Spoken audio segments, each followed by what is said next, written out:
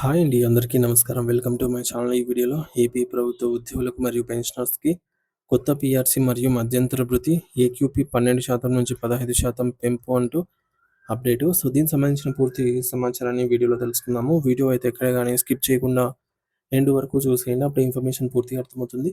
అలాగే వీడియో చూస్తున్న ప్రతి ఒక్కరు వీడియోకి లైక్ చేయండి ఫ్రెండ్స్. ఈ వీడియోని తోటి ఉద్యోగ, పెన్షనర్ మిత్రులతో అయితే షేర్ చేయండి. కొత్తగా మన ఛానల్ చూస్తున్న వారు ఇంకా ఎవరైనా సబ్స్క్రైబ్ చేసుకోకపోతే వెంటనే మన ఛానల్ అయితే సబ్స్క్రైబ్ చేసుకోండి. సబ్స్క్రైబ్ చేసుకోవడం వల్ల నేను చేసే ప్రతి ఒక్క వీడియో మీ వరకు రీచ్ అవుతుంది. ఇంకా ఆలస్యం చేయకుండా వివరాల్లోకైతే వెళ్ళిపోదాము. ఫ్రెండ్స్, ఇక విషయానికొచ్చినట్లయితే ఆంధ్రప్రదేశ్ రాష్ట్ర వ్యాప్తంగా వివిధ ప్రభుత్వ శాఖల్లో అహర్నిశలు శ్రమిస్తున్న లక్షలాది మంది ప్రభుత్వ ఉద్యోగుల భవిష్యత్తు మరియు వారి యొక్క కుటుంబాల ఆర్థిక ప్రయోజనాలకు సంబంధించి ప్రస్తుతం ఒక అత్యంత కీలకమైన మరియు ఉత్కంఠభరితమైన వాతావరణం నెలకొంది. రాష్ట్ర ప్రభుత్వ యంత్రాంగంలో కీలక పాత్ర పోషిస్తున్నటువంటి ఉద్యోగులు తమ న్యాయమైన హక్కుల సాధన కోసం ఇప్పుడు గళమెత్తుతున్నారు. ముఖ్యంగా కొత్త వేతన సవరణ సంఘం 12th పీఆర్సీ అమలు విషయంలో ప్రభుత్వం అనుసరిస్తున్న జాప్యంపై ఉద్యోగ సంఘాలు తీవ్ర అసహనాన్ని మరియు ఆందోళనను వ్యక్తం చేస్తున్నాయి. ప్రభుత్వ నిబంధనల ప్రకారంగా నిర్ణీత కాలంలో జరగాల్సినటువంటి ఈ యొక్క వేతన సవరణ ప్రక్రియ ఆగిపోవడం వల్ల ఉద్యోగుల ఆర్థిక ప్రణాళికలు అవుతున్నాయి.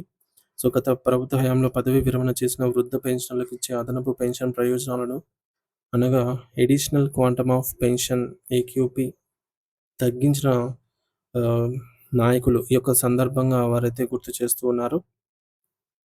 మరి వయసు మళ్ళినటువంటి వృద్ధులకు ఆసరాగా నిలిచే ఈ యొక్క అదనపు పెన్షన్ మొత్తాన్ని కూడా ప్రస్తుతం ఉన్నటువంటి 12% నుండి 15%కి పునరుద్ధరించాలని, పెంచాలని చెప్పేసి ఉద్యోగ సంఘాలు ఒక సంచలన చారిత్రాత్మక నిర్ణయం తీసుకున్నాయి. సో, ఈ యొక్క 3% పెంపు అనేది కేవలం అంకెల్లో మార్పు మాత్రమే కాదు, వృద్ధాప్యంలో పెరిగే వైద్య ఖర్చులు, మందుల ధరలు మరియు ఇతర అత్యవసర అవసరాల కోసం తీర్చుకోవడానికి ఆ యొక్క వృద్ధులకు ఒక గొప్ప ఆర్థిక భరోసా మరియు ఆత్మగౌరవంగా నిలుస్తుందని అయితే వారు బలంగా విశ్వసిస్తున్నారు. మరి ఈ యొక్క సంక్లిష్ట సమయంలో Andhra Pradesh joint action committee AP JAC chairman Bopparaju Venkateswarlu గారు ఉద్యోగులందరి గొంతుకగా మారి ప్రభుత్వంపై ఒత్తిడిని తీవ్రతరం చేస్తున్నారు. ఉద్యోగుల సంక్షేమమే తమ ప్రథమ ప్రాధాన్యత అని, వారి హక్కుల రక్షణ కోసం ఎంతటి పోరాటానికైనా తాము సిద్ధమవుతామని ఆయన స్పష్టం చేశారు. అవసరమైతే రాష్ట్ర వ్యాప్తంగా ఉన్న అన్ని జిల్లాల్లో భారీ ఎత్తున ఉద్యమాలు చేపట్టడానికి మరియు విధులను బహిష్కరించడానికి వెనకాడబోమనైతే ఆయన ప్రభుత్వానికి హెచ్చరికలు జారీ చేశారు.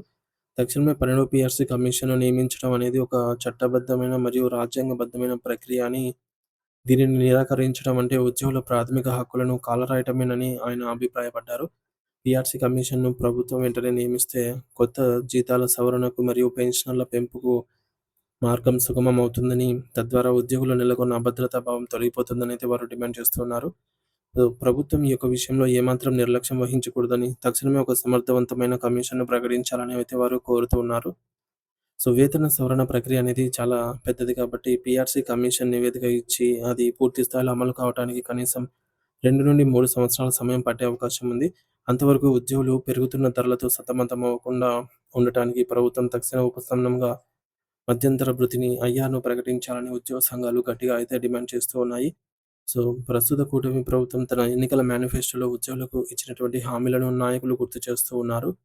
అమల్లోకి రావడానికి ముందు ఉద్యోగుల సమస్యలన్నీ తీరుస్తామని చెప్పినటువంటి ప్రభుత్వం ఇప్పుడు ఆ హామీల అమల్లో జాప్యం చేయడం ఏమాత్రం సమంజసం కాదని వారు విమర్శిస్తూ ఉన్నారు. సో, వాస్తవానికి 2023 జూలై 1 తేదీ నుండి కొత్త పీఆర్సీ అమల్లోకి రావాల్సి ఉంది. కానీ ఇప్పటికీ అది కార్యరూపం దాల్చకపోవడంతో గత 3 సంవత్సరాలుగా ఉద్యోగులు తమకు రావాల్సిన వేతన పెరుగుదలకైతే దూరం అయ్యారు. సో, దీనివల్ల ప్రతి ఉద్యోగికి లక్షలాది రూపాయల బకాయిలు పేరుకొనిపోయి వారి ఆర్థిక భవిష్యత్తు ప్రశ్నార్థకంగా అయితే మారింది.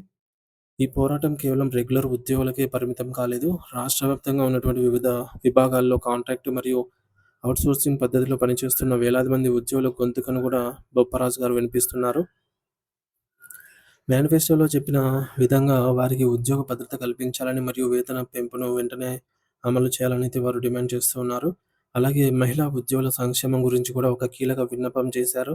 చిన్న పిల్లలను పెంచే మహిళా ఉద్యోగులకు ఇచ్చే చైల్డ్ కేర్ లీవ్స్‌ను 2 ఏళ్ల వరకు పొడిగించాలని, ఇది వారి యొక్క వృత్తిపరమైనటువంటి బాధ్యతలు మరియు వ్యక్తిగత జీవితాల మధ్య సమతుల్యతను కాపాడటానికి ఎంతో దోహదపడుతుందని అయితే వారు వివరించారు. రవాణా రంగం విషయానికొస్తే ఏపీఎస్ఆర్టీసీలో విద్యుత్ బస్సుల ప్రవేశాన్ని ఆహ్వానిస్తున్నప్పటికీ కూడా ప్రైవేట్ ఆపరేటర్లకు బస్సులను అప్పగించే ఆలోచన ప్రభుత్వం వెంటనే విరమించుకోవాలని కోరారు. మరి ప్రభుత్వమే పూర్తి స్థాయిలో ఆర్టీసీని నిర్వహించడం వల్ల ఉద్యోగులకు ఉద్యోగ భద్రతతో పాటుగా సామాన్య ప్రజలకు నాణ్యమైన సేవలు అందుతాయని అయితే వారు స్పష్టం చేశారు. ఇకపోతే దీర్ఘకాలంగా పెండింగ్‌లో ఉన్నటువంటి కరువు భత్యం డిఏ బకాయిలను యుద్ధ ప్రాతిపదికన విడుదల చేయాలని, ఆర్థికపరమైన అన్ని సమస్యలను తక్షణమే పరిష్కరించాలని ఉద్యోగ సంఘాలు కోరుతున్నాయి. గత ఏడాది అక్టోబర్ 18వ తేదీన ముఖ్యమంత్రి శ్రీ నారా చంద్రబాబు నాయుడు గారు ఉద్యోగ సంఘాలతో సమావేశమై సమస్యల పరిష్కారానికి హామీ ఇచ్చారని, కానీ ఆ హామీలు నేటికి కాగితాలకే పరిమితం కావడం పట్ల వారు తీవ్ర ఆవేదన వ్యక్తం చేస్తున్నారు. ప్రభుత్వం వెంటనే స్పందించి 12వ పీఆర్సీ చైర్మన్ నియామకం, ఐఆర్ ప్రకటన మరియు పెన్షనర్ల ప్రయోజనాలపై స్పష్టమైన ఉత్తర్వులు ఇవ్వకపోతే రాష్ట్ర వ్యాప్తంగా ఉద్యమాన్ని ఉధృతం చేస్తామని అల్టిమేటం జారీ చేశారు. ఇది కేవలం జీతాల పెంపు కోసం చేస్తున్న పోరాటం మాత్రమే కాదు, వేలాది కుటుంబాల ఆర్థిక భద్రతను మరియు ఆత్మగౌరవాన్ని కాపాడే పోరాటంగా అయితే వారు అభివర్ణిస్తూ ఉన్నారు. ప్రభుత్వం సానుకూలంగా స్పందించి ఉద్యోగ వర్గాల్లో నెలకొన్న అలజడిని తగ్గిస్తుందని అందరూ ఆశగా అయితే ఎదురు చూస్తూ ఉన్నారు.